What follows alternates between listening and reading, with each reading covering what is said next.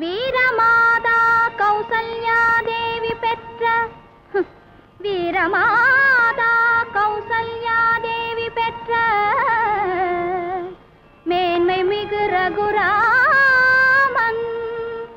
அஸ்வமேத யாகமது செய்திடவே எண்ணம் கொண்டு யாருக்கும் அஞ்சாமல் புரவி தன்னை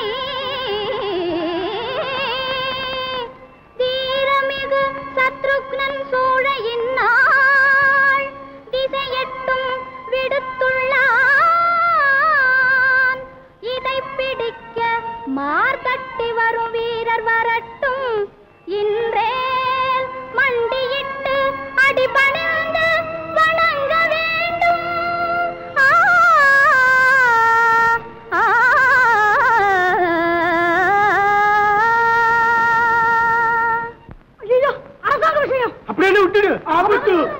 என்ன சொன்ன?